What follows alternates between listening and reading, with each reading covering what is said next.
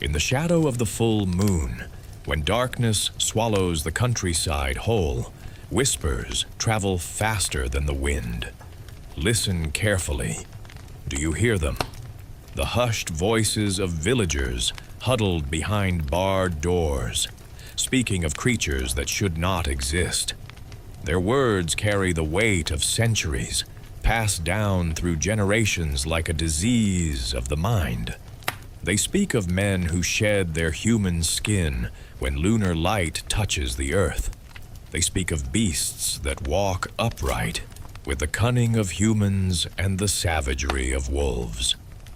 But what if I told you that everything you think you know about werewolves is wrong? What if the Hollywood monsters, the Gothic novels, the sanitized fairy tales have buried something far more disturbing beneath layers of fiction? The truth about werewolves isn't found in movie theaters or bookstore shelves. It's written in blood across the pages of history, etched into the bones of the past with a horror so profound that we've spent centuries trying to forget it. The werewolf you think you know is a comfortable lie. A monster we can laugh at, a creature we can dismiss as fantasy. But the real werewolf was never about transformation. It was about revelation. It was about what humans become when civilization strips away, when fear takes hold, when neighbors turn against neighbors in the name of survival. Tonight, we descend into the authentic darkness. We peel back the layers of myth to expose the putrid reality beneath. This isn't the story of men becoming wolves. This is the story of something far worse. The story of humans becoming monsters and calling it righteousness. The story of how terror became justice, how superstition became law, how the hunt for werewolves became the perfect excuse for humanity's most twisted impulses. The moonlight that once guided travelers safely home became a harbinger of death. The howl that once signaled the wild freedom of nature became the scream of the tortured. And the wolf, noble predator of the forest, became the scapegoat for humanity's own savage heart. You see, the most terrifying thing about werewolves was never their claws or their fangs. It was never their supernatural strength or their unholy transformation. The most terrifying thing about werewolves was that they were created by us, by our fear, by our hatred, by our desperate need to find monsters in the darkness so we wouldn't have to acknowledge the monsters in ourselves. Every culture has them. Every civilization has whispered their names. From the frozen wastes of Scandinavia to the sun-baked sands of Mesopotamia, humans have looked into the night and seen wolves walking as men. But these weren't creatures of magic. They were creatures of psychology, born from the darkest corners of the human experience, nurtured by ignorance and fed by blood. So extinguish your modern skepticism. Forget the werewolves of popular culture. Tonight, we hunt the real monsters. And I promise you this, when we find them, when we drag them into the light and see them for what they truly are, you'll understand why the ancients feared the full moon. You'll understand why mothers barred their doors and fathers sharpened their knives. Because the real horror of the werewolf isn't that it exists. The real horror is that it's us. Before Christ walked the earth, before Rome ruled the world, before history had a voice, there were already whispers of men who became beasts.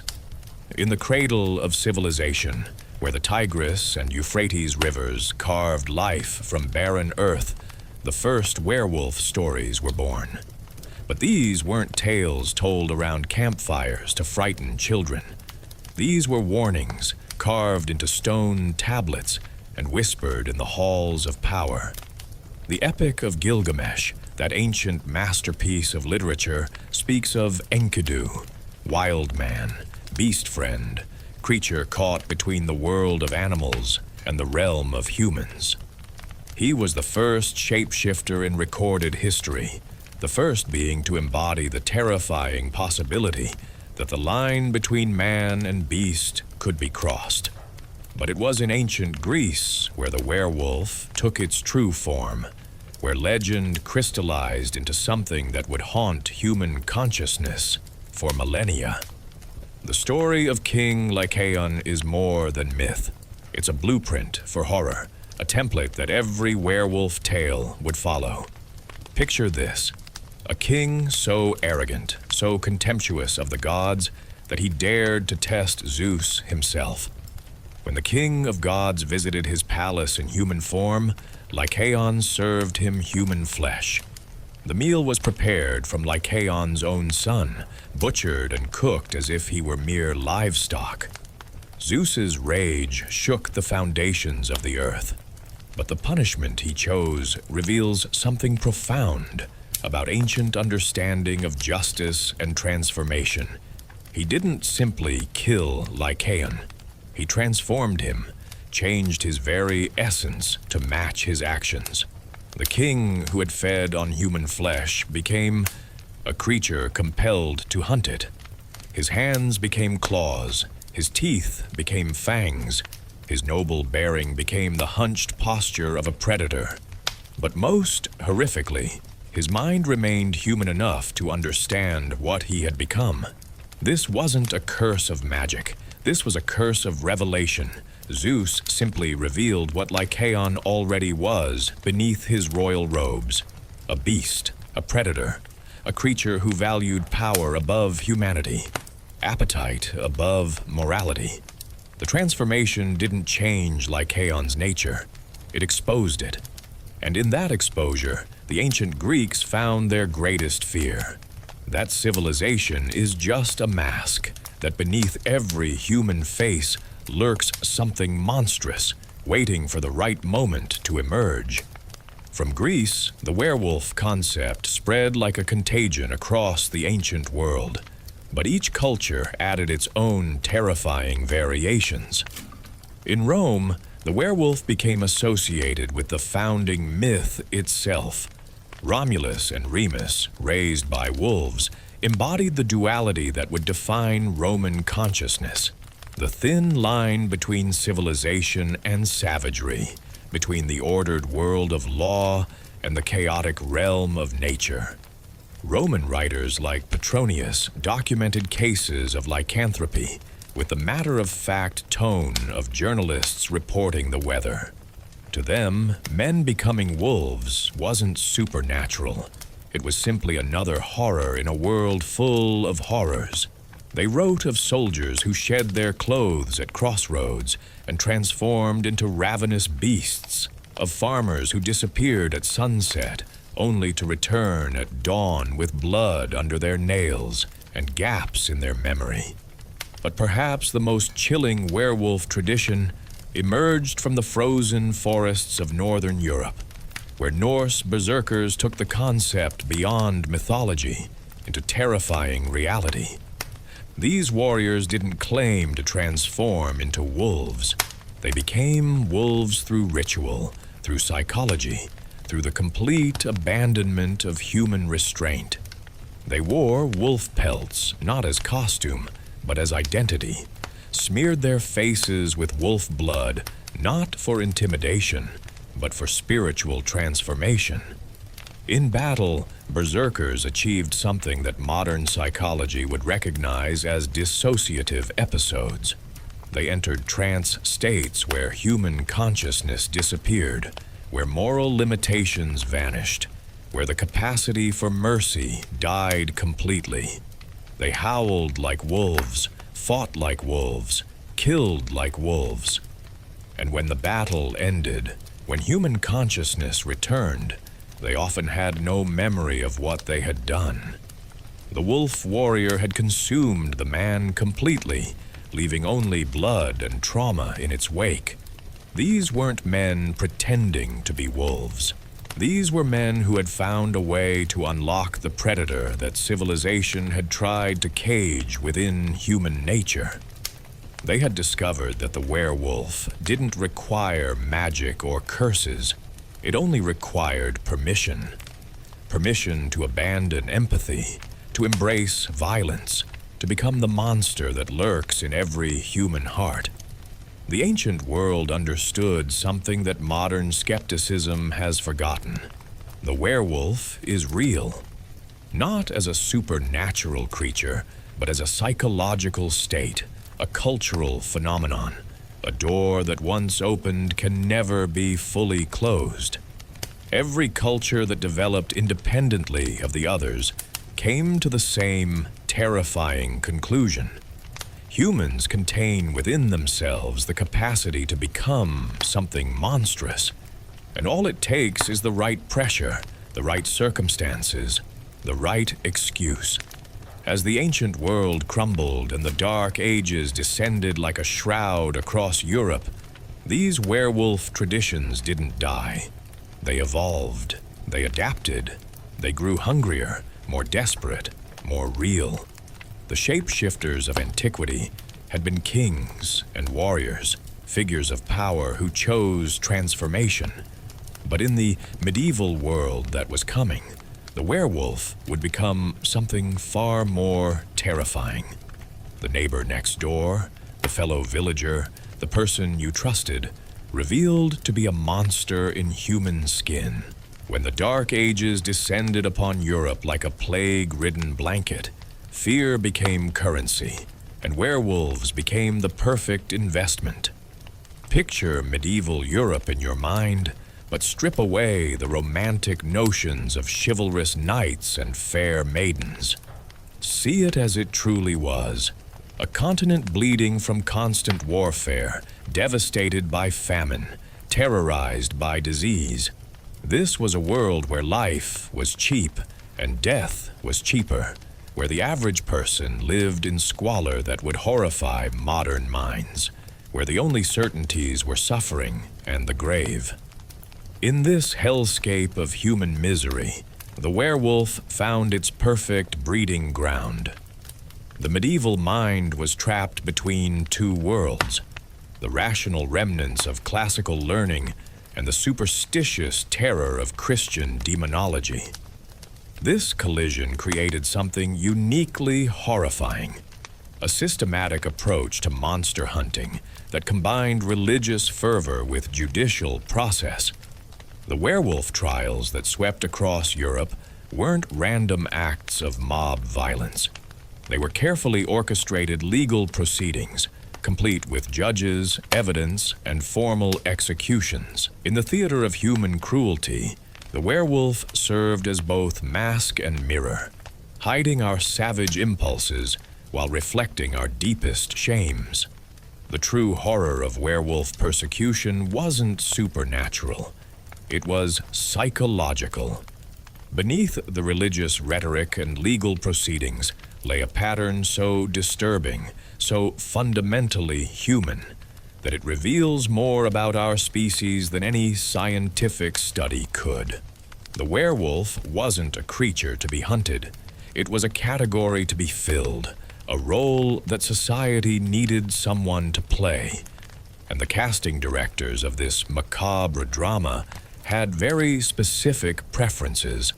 Look closely at the trial records, at the names of the accused, at their social positions and physical descriptions. A pattern emerges from the blood-soaked pages of history, like a photograph developing in a dark room. The werewolves weren't random. They weren't chosen by lottery or divine revelation.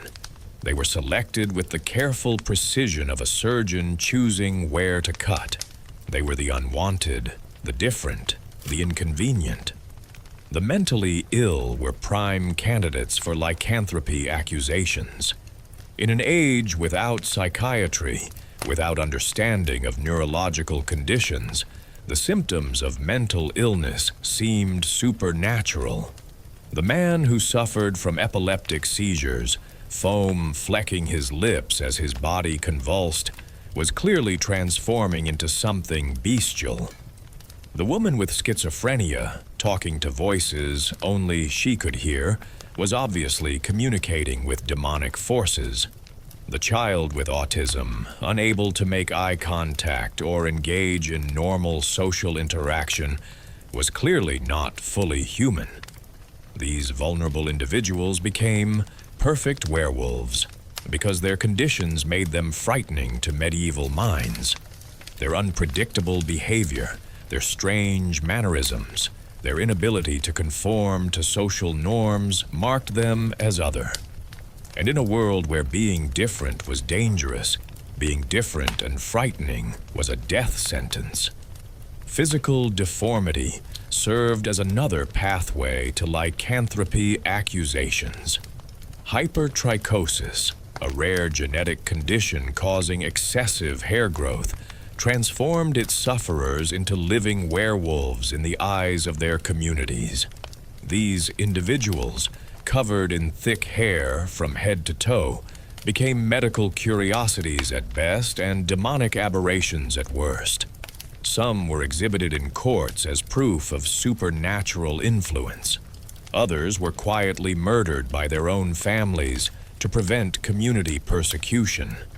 But hypertrichosis was just the most obvious physical marker. Any significant deformity could trigger werewolf accusations. Cleft palates, which gave faces an animal-like appearance, marked children as potential shapeshifters from birth. Severe arthritis, which caused gnarled claw-like hands, suggested demonic transformation. Even dental abnormalities, elongated canine teeth, or unusual jaw structure, could doom an individual to suspicion and eventual accusation. The social outcasts faced equally dire prospects. Hermits who chose to live apart from human society were automatically suspect. Their isolation was interpreted as evidence of their non-human nature. They lived like animals, so perhaps they were animals. Their knowledge of forest paths and animal behavior suggested an unnatural affinity with the wild. Their ability to survive alone implied supernatural assistance. When livestock went missing or travelers disappeared near hermitages, the hermit became the obvious culprit. Lepers occupied a special category of werewolf suspect. Their disease, which medieval medicine couldn't understand or treat, seemed demonic in origin. The progressive loss of fingers and toes resembled transformation. The growths and lesions that distorted their faces made them appear bestial.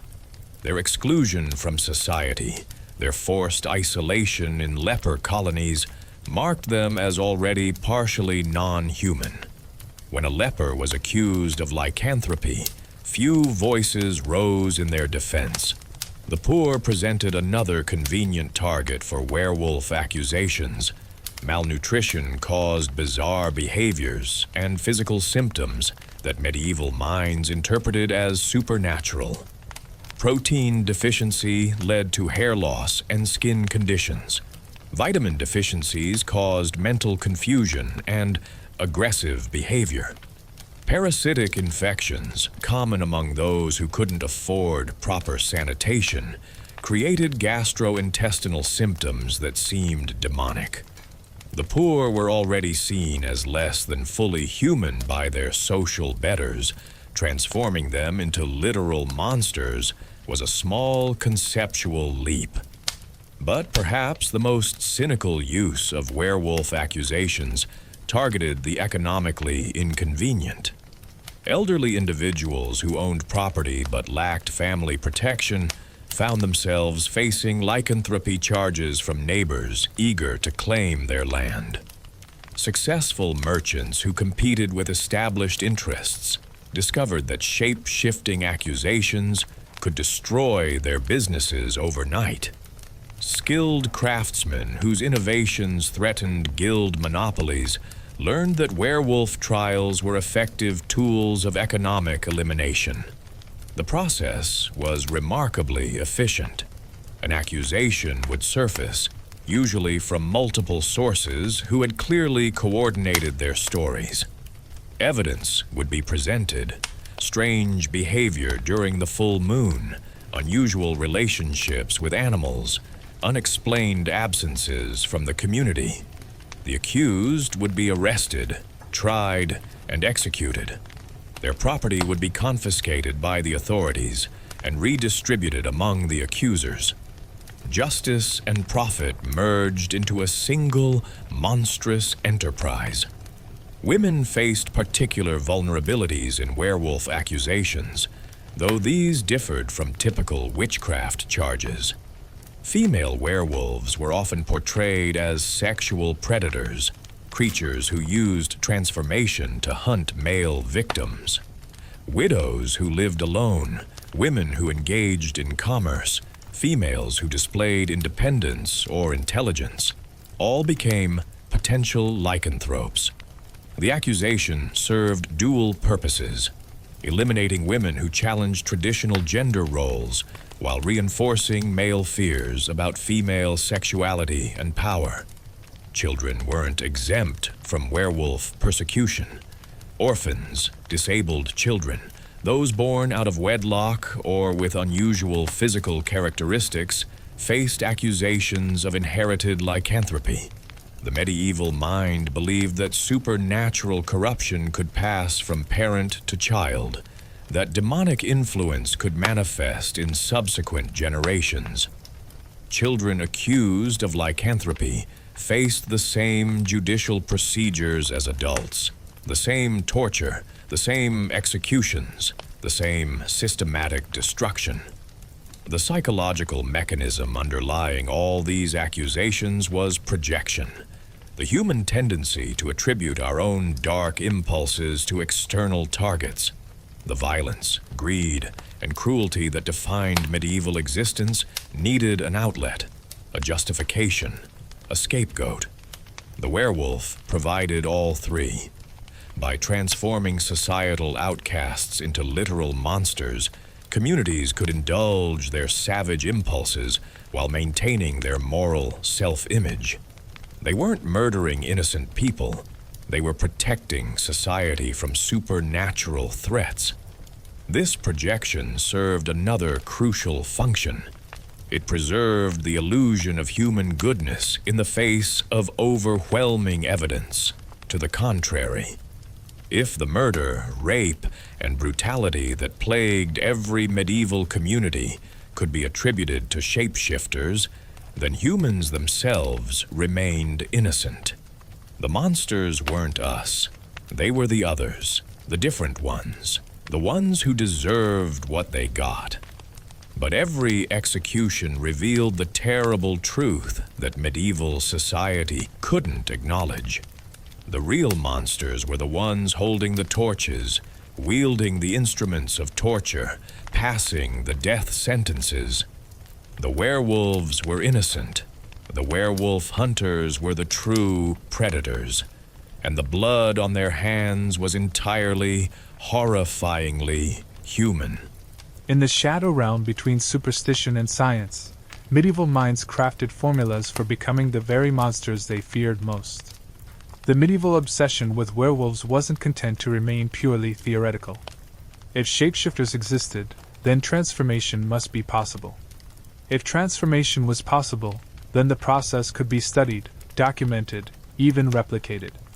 This twisted logic drove scholars, alchemists, and the morbidly curious to investigate the mechanics of lycanthropy with the same methodical approach they applied to other natural phenomena. What emerged was a corpus of transformation literature so detailed, so specific, that it reads like instruction manuals for becoming monsters. The alchemical tradition provided the framework for understanding werewolf transformation.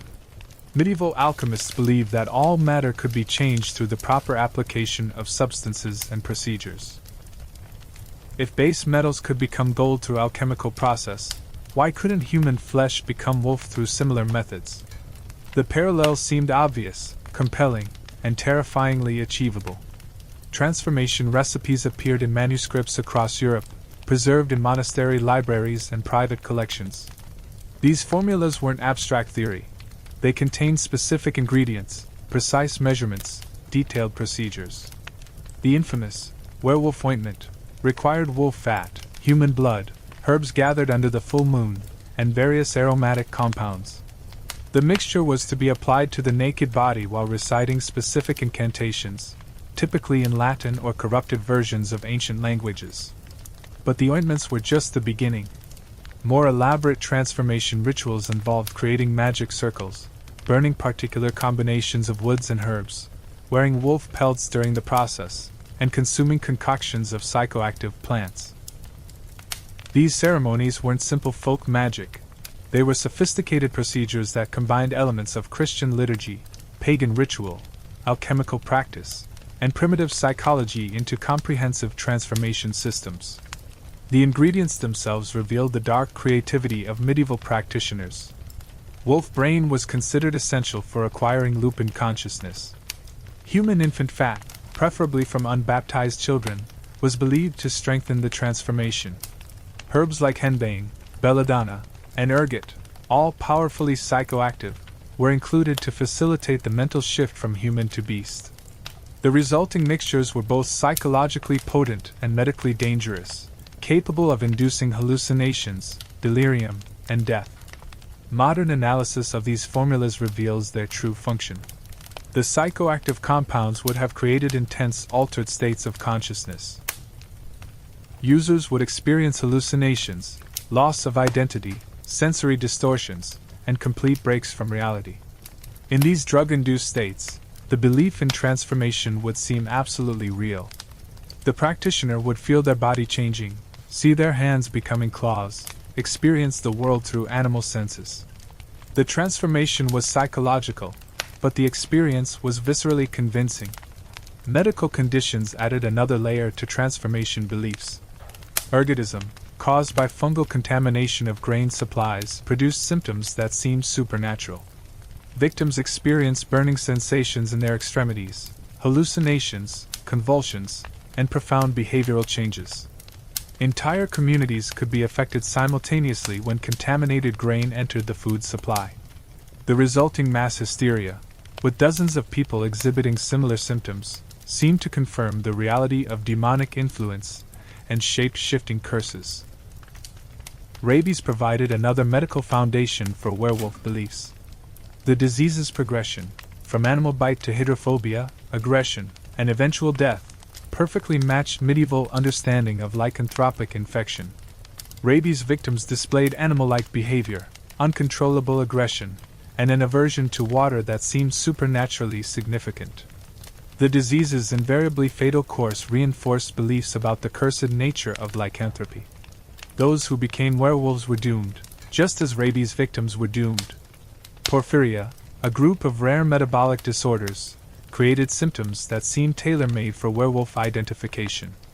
Sufferers experienced extreme sensitivity to sunlight, forcing them to remain active only at night. Their skin developed a reddish hue, and their gums receded, making their teeth appear fawn-like. Severe cases caused mental disturbance and aggressive behavior. The combination of nocturnal activity, physical transformation, and behavioral changes made porphyria sufferers prime candidates for lycanthropy accusations. But the most chilling aspect of transformation literature was its psychological sophistication. Medieval practitioners understood that becoming a werewolf wasn't just physical, it was mental, spiritual, and social. Their rituals were designed to break down normal human consciousness, to destroy moral restraints, to unleash the predatory instincts that civilization had suppressed. They weren't just trying to change bodies, they were trying to change souls. The transformation process typically began with isolation from human society. Practitioners would retreat to forests, caves, or abandoned buildings where social norms held no power. This physical separation was crucial for psychological transformation. It removed the external reinforcement of human identity and allowed alternative forms of consciousness to emerge. Ritual preparations involved the systematic abandonment of human characteristics. Practitioners would remove all clothing, discard personal possessions, and even attempt to forget their human names. They would consume raw meat, practice moving on all fours, and spend hours mimicking wolf vocalizations.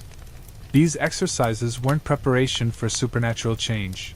They were techniques for psychological reconditioning, methods for rewiring human consciousness into something more predatory. The culminating ritual typically involved the complete rejection of Christian identity and the embrace of demonic allegiance. Practitioners would renounce their baptism, blaspheme against holy symbols, and pledge their souls to Satan in exchange for shape-shifting power. This spiritual transformation was considered more important than any physical change. Becoming a werewolf meant becoming an enemy of God, a servant of darkness, a creature fundamentally opposed to human salvation. Modern psychology recognizes these transformation procedures as sophisticated techniques for inducing dissociative states. The combination of social isolation, sensory manipulation, psychoactive substances, and ritual reinforcement could genuinely alter consciousness in profound ways. Practitioners who underwent these procedures would emerge genuinely changed, not into wolves, but into something arguably more dangerous: humans who believed they were monsters and acted accordingly. The scientific examination of werewolf transformation reveals its true horror. There was no magic involved, no supernatural intervention, no divine curse. The transformation was entirely human in origin and execution. Medieval society had developed reliable methods for taking ordinary people and turning them into genuine predators. The werewolf wasn't a supernatural creature. It was a manufactured monster, a human being systematically stripped of humanity through carefully designed psychological manipulation. And perhaps most disturbing of all, the techniques worked. The historical record contains numerous cases of individuals who genuinely believed they were werewolves, who exhibited predatory behavior, who committed acts of violence while convinced they were acting as wolves. The transformation may have been psychological rather than physical, but its effects were devastatingly real. Some names echo through history like screams in an empty cathedral, carrying with them the weight of unimaginable horror and the stench of burning flesh. Peter Stump. Even now, centuries after his death, the name carries power. In the autumn of 1589, in the German countryside near Cologne, this name became synonymous with everything medieval Europe feared most about werewolves. But the true horror of Peter Stump's story isn't what he did, it's what was done to him, and what his case reveals about the society that destroyed him. The story begins, as so many werewolf cases do, with missing livestock and unexplained deaths. The region around Bedburg had been plagued by wolf attacks for years. Farmers found their sheep torn apart, travelers discovered mangled corpses in the forests, children disappeared from their homes and were found days later, if they were found at all. The local population lived in constant fear of the wolves that seemed to hunt with unusual intelligence and unprecedented savagery. But then the hunters cornered their prey. A group of farmers, armed with crossbows and spears, tracked a large wolf to the edge of a clearing. They had the beast surrounded, trapped with no escape. They raised their weapons for the killing blow, and watched in horror as the wolf rose on its hind legs and transformed into Peter Stump, a local farmer they had known for years. Or so the story goes. The truth, as always with werewolf cases, is far more complex and infinitely more disturbing. Peter Stump was indeed a real person, a widowed farmer in his 50s who lived on the outskirts of Bedburg with his daughter and his mistress. He was known as a somewhat eccentric man, given to long solitary walks in the forest and occasional strange behavior. He was also prosperous enough to inspire envy and isolated enough to lack powerful protectors. In other words, he was the perfect werewolf candidate. The accusations against Stump weren't spontaneous. They were carefully orchestrated by local authorities who needed to solve the wolf problem and demonstrate their effectiveness in protecting the community. The transformation story, hunters witnessing Stump's change from wolf to man, was fabricated to provide ironclad evidence of his guilt. No one could argue with eyewitness testimony of supernatural transformation, especially when multiple witnesses corroborated the account. Once arrested, Stump was subjected to torture procedures that represented the cutting edge of judicial sadism. The authorities used a device called the strappado, which involved tying the victim's hands behind their back and hoisting them into the air by a rope attached to their wrists. The shoulder joints would dislocate, causing agony so intense that most victims lost consciousness. When they were lowered, weights would be attached to their feet, and the process repeated until they confessed or died. Under this torture, Stump confessed to everything his interrogators suggested. He admitted to making a pact with the devil at age 12, receiving a magical belt that allowed him to transform into a wolf. He confessed to murdering and devouring 13 children, including his own son. He admitted to incest with his daughter and sister. He claimed to have killed 2 pregnant women and eaten their unborn children. Every detail was extracted through agony, and every detail was accepted as absolute truth by the court. But Stump's confession wasn't enough for medieval justice. The authorities also arrested his daughter Beale and his mistress Katerina Trompin, charging them as accomplices in his lycanthropic crimes. Both women were tortured until they confessed to participating in Stump's cannibalistic feasts and helping him hunt human prey. The case had expanded from a single werewolf to an entire pack of shapeshifters, a supernatural conspiracy that threatened the entire region. The execution of Peter Stump and his accomplices became a public spectacle designed to demonstrate both divine justice and governmental power. On October 31, 1589, Halloween, though the irony was likely unintentional, thousands of spectators gathered to witness the death of the werewolf of Bedburg. The execution method had been carefully chosen to match the crime. Stump would be broken on the wheel, his bones shattered one by one, before finally being beheaded and burned. The wheel was a circular wooden frame mounted horizontally on a post. The victim was tied spread-eagle across the wheel, and the executioner used an iron bar to systematically break their bones, starting with the fingers and toes and working toward the torso. The process could take hours, with the victim remaining conscious for most of the ordeal. Stump's execution was even more elaborate. Between bone-breaking sessions, his flesh was torn with red-hot pincers, adding burning agony to the crushing pain. His daughter and mistress faced simpler executions. They were burned alive. Medieval law held that women were more susceptible to demonic influence, but less responsible for their actions. Their deaths were quicker, though no less agonizing. The spectators watched their flesh blacken and char, listened to their screams until the smoke finally silenced them. The smell of burning human flesh hung over Bedburg for days. But the authorities weren't finished with their message.